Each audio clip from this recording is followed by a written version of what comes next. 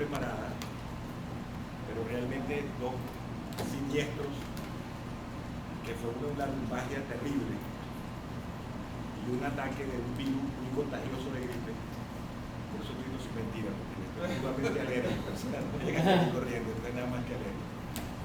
Realmente limitaron los recursos expositivos que tenemos. Lo primero es esto, ¿sí? El totalitarismo es una reflexión del psicoanálisis. ¿Por qué el psicoanálisis? Sería la primera reflexión. Bueno, porque el psicoanálisis es dentro de la modernidad un tipo de revolución totalmente diferente a lo que como ustedes son filósofos no tienen por qué explicarlo y no hay tiempo tampoco para hacerlo. Es decir, dentro de la modernidad el psicoanálisis es un tipo de revolución distinta a lo que nosotros conocemos como la revolución del poder. El psicoanálisis es una revolución de la carne, una revolución de las pulsiones.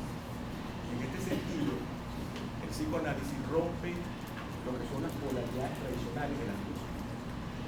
La polaridad sujeto-objeto, universal particular, adentro, afuera, forma contenido, apariencia, realidad y así. Todas estas polaridades que nosotros nos conseguimos en la metafísica moderna se rompen con el psicoanálisis. Ahora, el problema, el abordaje del totalitarismo desde el psicoanálisis también me va a permitir a mí hacer una cierta universalización del totalitarismo. ¿Y qué significa esto? Yo tengo que hablar un poquito más lento que los demás porque la verdad que no puedo, me canso mucho. Es decir, ¿por qué una universalización del totalitarismo? O sea, en primer lugar, debo decir que ninguna forma social de la modernidad es universalizada, ninguna, ¿verdad? Pero en todo caso, el totalitarismo tiene el mismo derecho a universalizarse, o sea, o a ser universalizada, igual que la democracia. Para nosotros, por ejemplo, tomen una muestra de lo que han sido las exposiciones de los seis intelectuales sabios que me han precedido en el uso de la palabra. Para todos ellos, la democracia es como el modelo, ¿verdad? El modelo, es decir, que aquello que es universalizable es la democracia, ¿no? También el totalitarismo, en ese sentido, también es universalizable.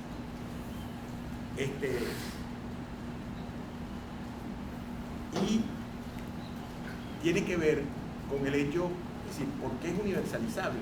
Bueno, porque hay una cosa que a los filósofos perdemos de vista. Es decir, ¿qué es el totalitarismo? El totalitarismo es como, bueno, aquí han habido una serie de caracterizaciones que se han hecho del totalitarismo. Pero el totalitarismo es básicamente una sola cosa: el cierre del mundo simbólico. Es decir, cuando yo obturo el mundo simbólico, es decir, cuando el mundo simbólico se cierra a una sola significación, a una significación unívoca, eso es lo que es totalitarismo. Y entonces perdemos de vista que Platón, ¿verdad? Platón, para poder constituir la polis, reivindicó el uno. Y el uno, como tal, excluye la multiplicidad, excluye lo diverso. Es decir, que el padre fundador, Platón, es un reivindicador del uno, es decir, que es el símbolo por excelencia del totalitarismo. Y por supuesto no hablemos de, digamos, el uno eliático, el uno de Parménides, ¿verdad? O de Aristóteles. Ahí estaba mi estimado Mario hablando de Aristóteles. Para Aristóteles, desde el De Perimeneia de Aristóteles hasta los analíticos y hasta su teoría de la argumentación, solamente se puede hacer atribución. Es decir, la atribución solo es posible, la atribución solo es posible decir algo de algo desde el uno, desde lo unívoco. Más allá o más acá, que después Aristóteles, que es un tipo inteligente, habló de las múltiples maneras del ser, por la cual se curó. O sea, de alguna manera desplazó el asunto, o digamos quedó eso allí, pues. Pero entonces el uno está en el centro de la filosofía. Fíjense ustedes, el mundo cristiano es distinto. Es decir, pareciera, o por ejemplo, algunos, si hay algún especialista en filosofía medieval, diría que en el mundo cristiano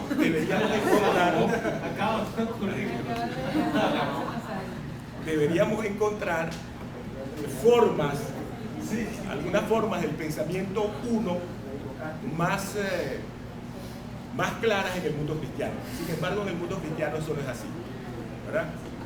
El mundo cristiano tiene otras características, ¿verdad?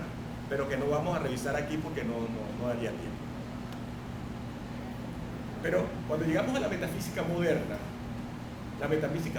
solo es posible desde Descartes a Kant, pasando por Hegel y hasta los postmodernos, es posible a partir de la constitución de la conciencia o de la constitución de un ser que permita ser el fundamento o garantía del orden, ¿verdad? Es decir, eso es de una forma en Descartes, que es el cogito ergo sum cartesiano, es las condiciones de posibilidad. En Kant, ¿verdad?, es el de en sí para sí de Hegel, y así lo vemos, o la constitución de la ontología del lenguaje en las diversas formas del giro lingüístico del hermenéutica contemporánea. Es decir, no hay posibilidad de constituir una filosofía sin un sentido de unidad, sin un sentido de ser uno. O sea, en ese sentido podemos nosotros decir que hay una cierta universalización del totalitarismo. Es decir, el totalitarismo es un fenómeno que no es el fenómeno que nosotros vemos como una anomalía, como un error, es decir, algo que surge como lo equívoco en el orden democrático, o como el error, o como la anomia social. Es más bien como lo dice Freud. Freud sabe mucho de esto, que el pensamiento avanzado de Freud, sobre todo en sus escritos metapsicológicos, ya allí se dibujaba en Freud la economía liminal del totalitarismo. Es decir, desde 1915, con reflexiones sobre guerra y muerte, hasta más allá del principio del placer de 1919, o el yo y el ello de 1920, o psicología de las masas y análisis del yo de 1921, hasta el malestar en la cultura en 1930, lo que Freud está analizando es esa economía liminal del totalitarismo que está surgiendo en Europa. Y hay un escrito de Freud extraordinario, que es decir, en alemán, yo no hablo alemán, lo digo como lo escucho a los demás, que es el escrito que se dice unheimlich, es decir, traducido como lo siniestro, traducido en castellano generalmente como lo ominoso. ¿Y qué es lo ominoso en Freud? Aquello que es nuestra cosa más íntima, lo más familiar. Y en ese sentido el totalitarismo es unheimlich, es lo siniestro, porque es aquello que es lo más familiar, es decir, lo que está más cerca de nosotros, más cerca de lo que nosotros creemos. Entonces, desde ese lugar, desde ese registro, es importante pensar el totalitarismo, sobre todo porque nosotros no solamente nos pensamos demócratas, nosotros nos pensamos solo como unas personas que estamos dentro del virtuosismo democrático, sino que además pensamos que somos eso que dice la metafísica del sujeto, la metafísica de la representación, seres autónomos, seres que estamos, digamos, en términos fenomenológicos, regidos por un pensamiento que da cuenta de nosotros. Es decir, la forma de dar cuenta de nosotros, es decir, la forma de dar cuenta de sí es un pensamiento, es decir, la razón. Somos seres autónomos, somos seres libres, y eso es precisamente lo que el psicoanálisis va a cuestionar. Lo va a cuestionar digamos, la historia del psicoanálisis dice que desde el descubrimiento del inconsciente de Freud, desde el descubrimiento del inconsciente por Freud, yo creo que mucho antes, con el descubrimiento de las pulsiones, o sea, con la formulación del mito de las pulsiones, es decir, de las mociones pulsionales que mueven al sujeto. Entonces, el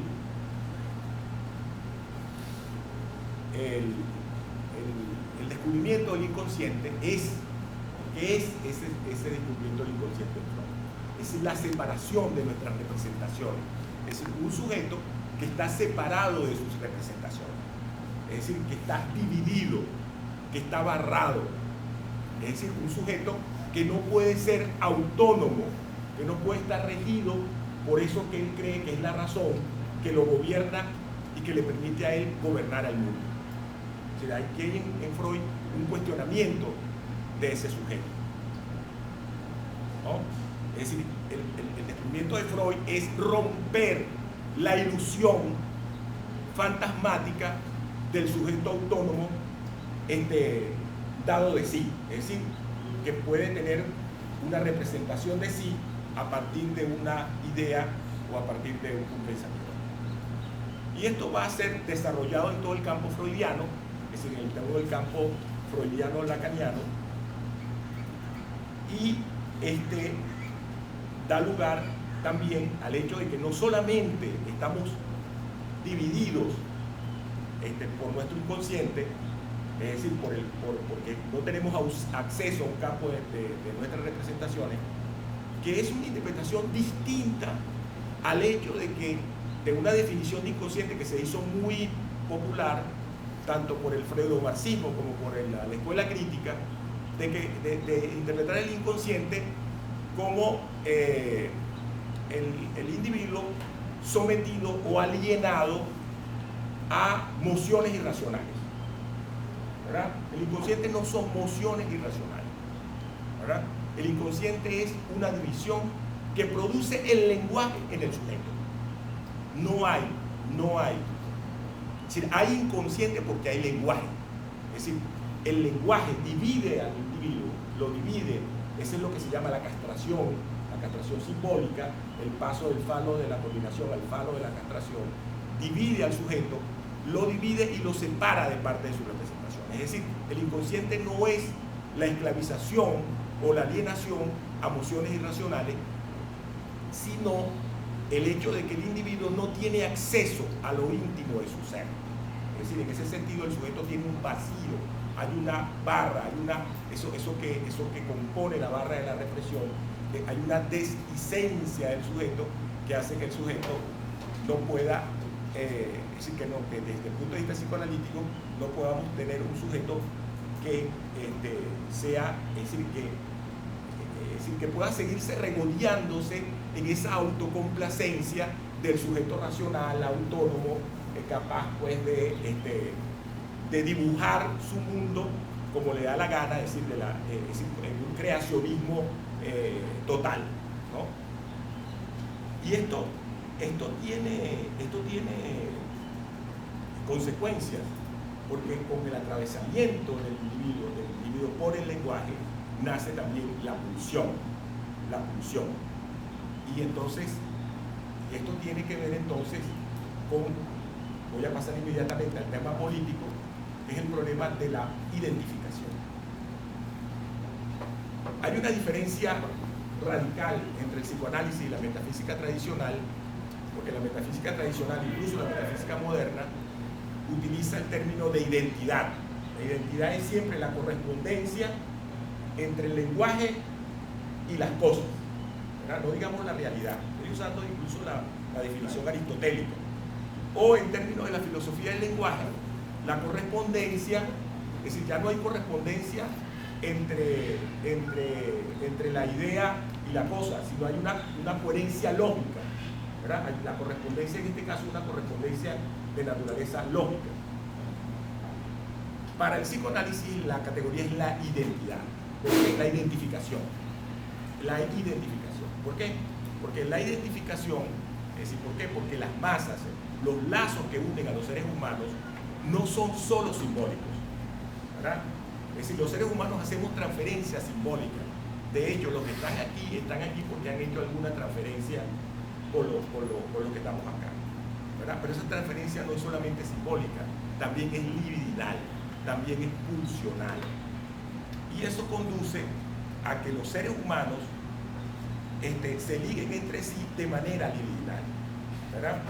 Entonces no hay solo lazos simbólicos, ¿verdad? Sino hay lazos libidinales, hay lazos pulsionales. Este tema es más o menos complejo, pero después luego lo podemos retomar y discutir.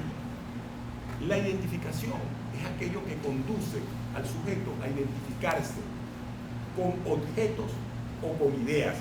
Es lo que conduce a que nos identifiquemos con partidos, a lo que nos identifiquemos con ideas, ¿verdad?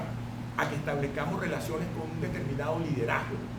Y esas ligazones no son, esos anudamientos no son solo simbólicos, son libidinales. Y a veces eso es lo que no comprendemos. ¿Por qué no se puede disolver una determinada relación despótica por la vía de la razón, por la vía de explicarlo, ¿verdad? Por la vía de la explicación? No lo podemos romper por la vía de explicación, porque los lazos no solamente son simbólicos, son libidinales. Y aquí voy a dar un salto de Freud a Lacan. ¿Por qué? Porque las comunidades humanas no son, bueno, Lacan es más radical que Freud, porque Lacan dice las comunidades humanas son comunidades de goce, son comunidades que es un concepto de pulsión tremendamente más ácido, tremendamente más siniestro, tremendamente más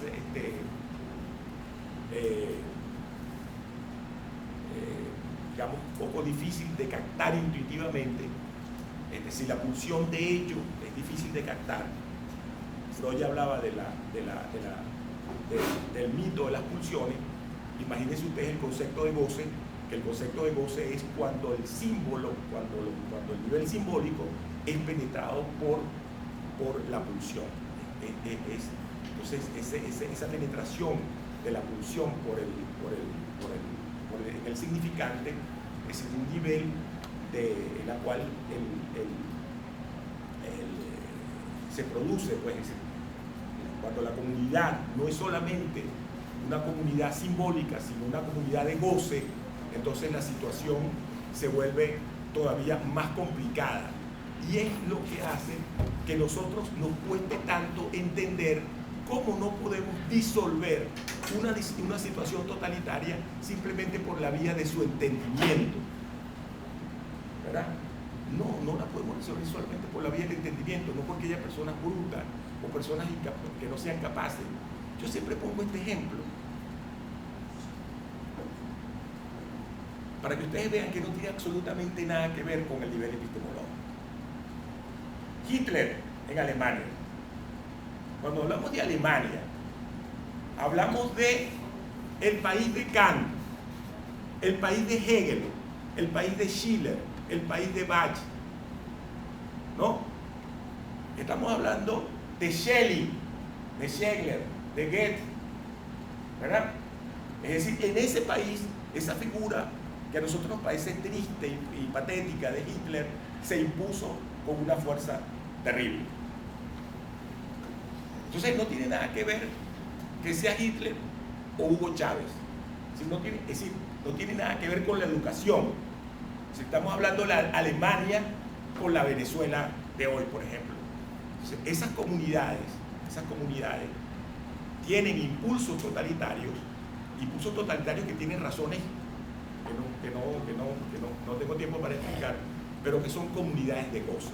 Y esas comunidades de goce, un efecto que tienen es que el totalitarismo sirve para constituirse y se constituyen porque pretenden una obturación del espacio simbólico en el sentido de ofrecer la solución de todos los problemas. O sea, todo totalitarismo es la solución de todos los problemas. Para Chávez el problema era la solución de la humanidad, él era el salvador de la humanidad. Tipo, no es que era la solución de los problemas de Venezuela, no se conformaba con eso. Solución de los problemas de la humanidad, del planeta, del universo, etcétera, etcétera. Es decir, hay una obturación total del espacio social. Pero la moción totalitaria sirve para constituirlo, pero no constituye ninguna solución, porque la solución al final termina siendo, es decir, y la lucha del totalitarismo por su constitución termina siendo aquello que impide la constitución de ese espacio en la cual todos los problemas sean solucionados. En el caso de Alemania, los judíos, es decir, el escoger a los judíos no tiene nada que ver, nosotros lo llamamos racista, pero no tiene nada que ver con las características personales del judío, que son piquirres, que aman el dinero. No tiene nada que ver con eso. Tiene que ver con el hecho de ser aquello que impide precisamente la obturación del espacio social, lo que mantiene abierto el espacio social, que es lo que el totalitarismo rechaza. En la Unión Soviética fueron todos los disidentes del Partido Comunista. En Venezuela, la burguesía apátrida. Es decir, siempre el totalitarismo termina definiéndose en función de un otro que termina siendo excluido, ¿verdad? Siempre en función de un otro que termina siendo excluido, pero no solamente excluido, es terminado. Ahora, esa escogencia es absolutamente contingente. Es decir, no es una escogencia natural. No es una escogencia natural en el judío, no es una escogencia natural en la burguesía apátrida, no, es absolutamente contingente. En la Camboya de Pol Pot terminaron siendo los intelectuales, pero los intelectuales incluso definidos, vean los juicios, lean en internet las actas del juicio de la Corte Penal Internacional a los militantes del Khmer Rouge. Es decir, los intelectuales eran definidos por los que tenían anteojos, entre otras cosas, y fueron entregados, es decir, los intelectuales, los habitantes de la población, fueron las víctimas, fueron los judíos de la Camboya de Pol Pot, y fueron entregados a los campesinos como esclavos, pero es como esclavos, es decir, fueron asesinados, masacrados de la manera más absolutamente desconsiderada, no sé cómo calificarlo, que dejaron pues a los nazis como unos niñitos de pecho. Yo siempre tengo que referirme a mi amigo Ricardo. Yo quiero mucho a Ricardo, porque Ricardo hace siempre una alusión al problema al final de su exposición. Él habla del burócrata como el burócrata que obedece, cuya característica es la obediencia. Lo que yo siempre le reclamo a Ricardo, porque hay un olvido en esto, lo hubo en Hannah Arendt, si lo hubo en Hannah Arendt, ¿qué importa que lo ignore Ricardo? Pero lo ignoró, ya lo ignoró Hannah Arendt cuando hablaba de la banalidad del mal, ¿verdad? ¿Qué es lo que se pasa por alto cuando tratamos al asesino fascista o totalitario, nazista? Y les corrijo a ustedes, el fascismo no es un totalitarismo, lo dijo Hannah Arendt también. ¿Qué es lo que pasamos por alto cuando tratamos al asesino nazi, al asesino totalitario, como un obediente? Lo que pasamos por alto es la moción ética, el mandato ético que hay en esa conducta. ¿Por qué? Porque también nos hemos acostumbrado a que hay una sola ética, la ética del bien. Ignoramos la ética del mal. Entonces en el fascismo, en el totalitarismo hay una ética del mal, hay un mandato ético. Himmler, ¿verdad? Lo dice Hannah Arendt. Himmler justificaba el asesinato, no diciendo, no digamos, manifestando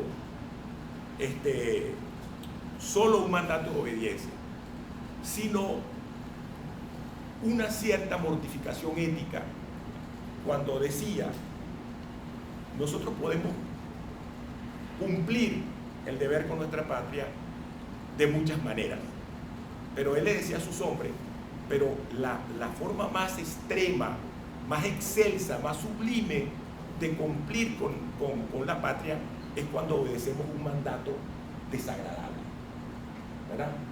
¿Qué tarea tan infausta, qué tarea tan terrible se nos ha impuesto, ¿verdad? Pero es lo que nos tocó, ¿verdad? Los asesinamos porque es nuestro deber, nuestro deber.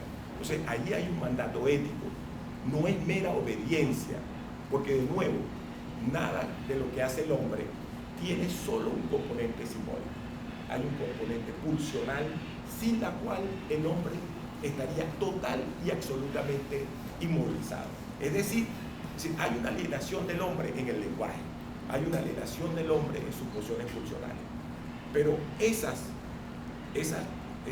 alienación, que después de ser una sola en lo que llamaba Lacan el hablante ser, esa alienación es el lado negativo, el lado inhabilitante del ser humano, pero también es su lado que le permite ser creativo y el lado que le permite dar todas sus posibilidades. Discúlpenme los pocos minutos que me quedan.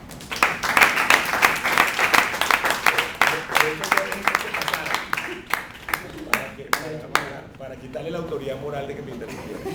Bueno, vamos a abrir la sesión de preguntas y respuestas. Los oímos a ustedes y luego respondemos globalmente. Si hay alguna inquietud o alguna pregunta por aquí. Como 10 preguntas. Dale, rápido.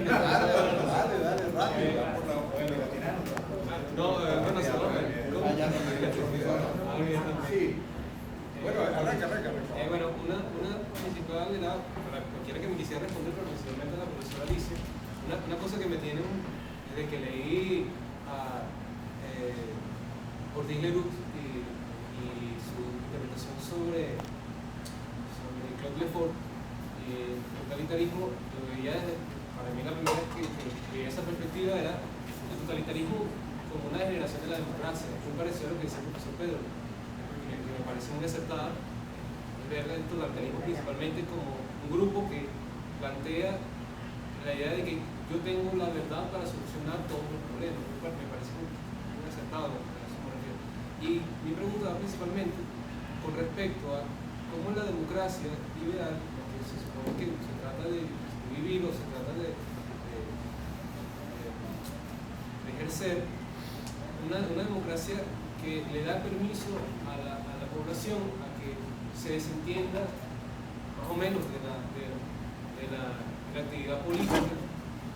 Entonces, ¿cómo? O sea, me parece que hay una contradicción entre las tantas que tiene la democracia, la idea de decirle a la población que debe participar para vigilar. O sea, me parece que la democracia, como lo dice Claude Lefort, es un régimen bastante vulnerable, en el sentido de que puede caer fácilmente en un totalitarismo. Entonces se le pide a la población que participe, pero a su vez también le dicen no tienes por qué hacerlo tampoco. Entonces me parece una contradicción en ese sentido. Se me hace muy difícil implantar una democracia liberal al mismo tiempo decirle participa, pero si no quieres no hay mucho problema tampoco. Pero hay que estar activo, porque resulta que la democracia es un sistema tan débil si no lo vigilas, no vigilas a tus gobernantes, que entonces debes estar vigilante, debes, como lo he dicho aquí en la semana también de la filosofía, esto del pueblo juez, el vigilante, el pueblo que critica, los contrapoderes, etc. Y una segunda pregunta, profesor José Colmenares, era con respecto a mí particularmente no me parece mucha polémica esto de decir si no hay un totalitarismo o no, porque de hecho incluso me parece que es muy cómodo decir yo no hay totalitarismo. Entonces, si cuando yo digo no hay totalitarismo, todavía no hago nada hasta que se vuelva totalitarismo. Vamos a 3/4, todavía no. Bueno, perfecto, espero que sea total para yo participar y decir ahora sí voy a protestar. Bueno, me parece incluso que justamente se aplica mucho en la realidad que es tan gris, en el sentido de que hay tanta graduación. Siempre hay alguien que no es del todo malo ni alguien que es del todo bueno, y sí, lo podemos plantear de mil maneras. Es decir, a mí no me parece particularmente muy problemático. Lo que me parece problemático es decir, cuando entra uno a participar para que eso no se vuelva totalmente o completamente un totalitarismo, porque nadie tiene un medidor, nadie puede decir, bueno, vamos por la mitad o todavía no hemos comenzado a ser totalitarios, o sí, pero entonces eso plantea que alguien pueda poner la excusa de, bueno, yo todavía no voy a participar en que esto es sobre un totalitarismo porque todavía no vamos tan lejos, apenas estamos comenzando el totalitarismo, todavía no llegamos, así que todavía puedo quedarme aquí sin hacer nada. Mira, Esas son mis dos preguntas principales. Disculpe, ¿podrías identificarte René Morado. y de aquí de la escuela, ¿verdad? Sí, sí, de de aquí. filosofía. Sí, le pedimos a todos que lo hagan para saber de dónde viene. Está la profesora Diana Hernández. Sí, hola. Bueno, quiero comenzar mi participación agradeciendo la oportunidad y también agradeciéndole al profe Teodoro la invitación. Bueno, pero usted no las hizo llegar, entonces ahí la cadena de favores funcionó.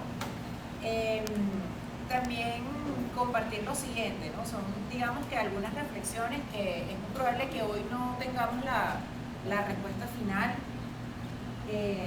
Con respecto al caso que mencionaron del programa No Child Left Behind, donde de alguna manera se dice que ganan los menos capaces o los que tienen menos habilidades y de alguna manera pierden los más capacitados o los que son como más enfocados.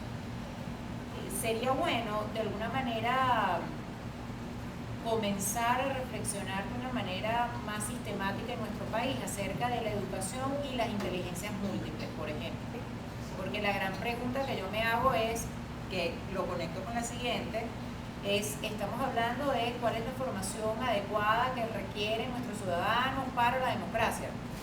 Ajá, pero realmente ¿cuál es esa educación? ¿Con base en qué? Porque si el esquema educativo es que usted tiene que asistir a clases y obtener 20 en todas las asignaturas y eso lo va a hacer el mejor ciudadano, creo que ya estamos claros en que ese no es. O sea, ese no es el esquema. ¿Okay? Para muestra, bueno, un poco lo que está pasando con la universidad. Yo esperaba, también relacionándolo con la pregunta acerca de la participación que hacía el compañero, que en este momento la universidad estuviera muy activa con los estudiantes, no solo debatiendo, sino generando propuestas claras para mejorar nuestra universidad. Y estamos hablando del sistema educativo, ¿no? Entonces, realmente, ¿cuál es esa formación? ¿Cuál es esa calidad de formación? ¿Cuál es ese esquema formativo que debemos tener de cara a la democracia? Creo que nos queda bastante por andar en ese sentido, y ya el profe se adelantó, el último ponente, cuando hizo las relaciones con Hannah Arendt, porque hay como una línea común en todo esto, y es qué es lo que consideramos el bien y qué consideramos el mal, y dependiendo de en donde estemos ubicados, evidentemente vamos a tener una concepción de estos elementos, que de alguna manera es el piso que guía nuestro accionar, estemos conscientes o no. Me pareció también muy interesante hacer esa relación con el psicoanálisis y mencionar la metafísica, estos elementos que son de alguna manera, entre comillas, nuevos para la discusión en la actualidad, ¿no? en nuestro país. Agradecerles, como ya les decía, y celebro que esto se esté dando especialmente en el sector universitario, de cara a la crisis universitaria que estamos viviendo, porque es una oportunidad para continuar con el proceso reflexivo y generador de propuestas que necesitamos. Gracias. Bueno, vamos a ver toda la intervención. Sí. Ustedes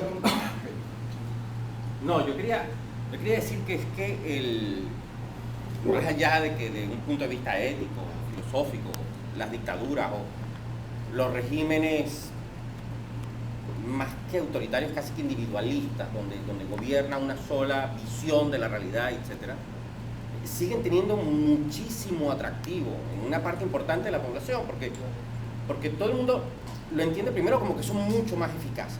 O sea, a la hora de hacer cumplir un programa que te promete, pareciera que un régimen autoritario, dictatorial, en fin, creo que es cuestión de semántica, pero sabemos a lo que me refiero, parece que va a ser mucho más eficaz. Y yo me acuerdo de un aló presidente en la cual una vez que ya Chávez, digamos, ha un poco horadado todo el entramado institucional, ¿no? Él llega y pide $1 millardito al Banco Central de Venezuela para que tal y que cual. supongamos, por un momento, un hecho absolutamente hipotético, ¿no? Pero supongamos que ese millardo lo hubiese utilizado para arreglar la universidad. En una república donde hubiese un Estado de Derecho bien constituido, eso era ilegal, punto. No importa que el fin fuese supremo, maravilloso, bueno. Hay una cuestión de procedimientos, etcétera, ¿no? Sin embargo, a la persona de a pie tú le vas a decir, mira, ¿qué prefieres? Una república con separación de poderes, donde incluso un gobernante, que podríamos decir un déspota ilustrado, trata de hacer lo que es bueno, porque después de todo él se identificó con el pueblo con él, y él era algo así como un medium a través del cual el pueblo ejercía el poder, ¿no? Tú estás dispuesto a defender esta complicación de la vida, que llamamos república, a cambio de que este tipo no pueda hacer lo que supuestamente quería hacer, ¿no? Y mucha gente se queda en eso, ¿no? Y entiende el Estado autoritario unipersonal como eso, como el colmo de la eficacia a la hora de gobernar. No ven más allá los peligros y donde esta autoridad, digamos, omnívora, pues obviamente la mayoría de las veces se va a terminar descarrilando y me va a pegar a mí en la frente. Porque la inmensa mayoría de las veces eso ocurre. Entonces, cuando, y hoy en día es muy común, que muchísima gente que se califica de oposición, lo que está es esperando que venga el militar de turno, del golpe, y aquí tengamos un Pinochet, un no sé qué, un no sé cuánto, ¿no? Y cuando uno le dice, no, pana, o sea, eso es que incluso no vayamos a un tema ético, no vayamos a que yo, oye, eso es malo y tal, no sé qué, es que es poco práctico, es poco eficiente y eficaz. Yo no sé por qué nunca la democracia se vende, porque se suele vender como que el derecho de la gente para escoger a los gobernantes. Lo que suele ser es que la democracia es el método maravilloso para no tener que perder sangre sacando al gobernante de turno. Me parece, y eso lo decía Popper, ¿no? O sea, Popper decía que lo interesante de la democracia era justamente eso, que nos organizábamos unas reglas entre nosotros para que cuando nos diésemos cuenta que el tipo que habíamos elegido era chingo, que suele ser el caso, no tuviésemos que matarnos entre nosotros para quitar a ese tipo y poner a otro. Y quien dice un tipo, una asamblea, en fin, todo el entramado, digamos, de las instituciones de elección popular, ¿no? Y me parece que muchas veces se hace un esfuerzo de vender la democracia con un tema de principios, que está bien, y que obviamente es una partida ganada, pero que pocas veces se hace el esfuerzo de venderla desde un punto de vista práctico, utilitario, ¿no? Y que me parece que es mucho más fácil llegarle a la gente con esto. O sea, ¿por qué defender la democracia? Caramba, porque es que se te va la vida en eso, sinceramente. No es un tema de bien y de mal, es un tema de que es práctico, es útil, es como la luz eléctrica casi, ¿no? Entonces, y es algo así que nunca veo ese aspecto, digamos, no lo sacan a relucir, ¿no? Y me pregunto por qué, y quizás soy yo el que está equivocado, obviamente.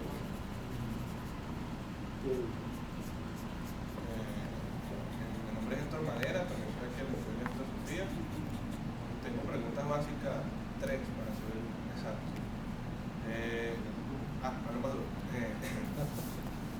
La primera es para usted. Mencionó que a partir de los años 70 aproximadamente ya no es posible un totalitarismo a la clase, puesto que esto, dada la configuración mundial actual, permitiría con facilidad la intervención extranjera. ¿Cómo explica casos como Corea del Norte, que hasta la actualidad parece una caja cerrada negra que no sé qué sucede ahí adentro, a menos que se filtre una noticia o lo que sea?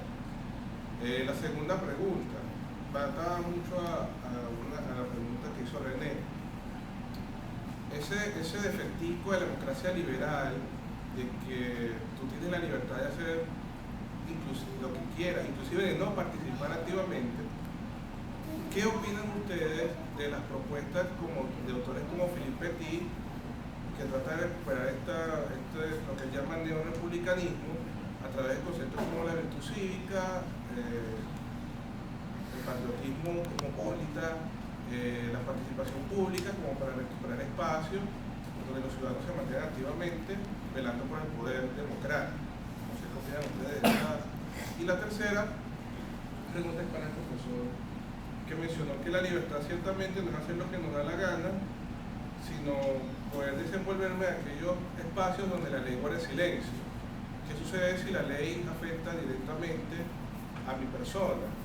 ¿Qué pasa si la ley directamente me domina? Lo que vivieron los ingleses durante la guerra civil. No me lo ha afectado, pero está la posibilidad ahí asomada de que exista un ente con capacidad de arbitrariamente infringir mi libertad legalmente. ¿Cómo se resuelve el tema de la libertad en esos casos? Gracias. Ok. ¿Alguna otra?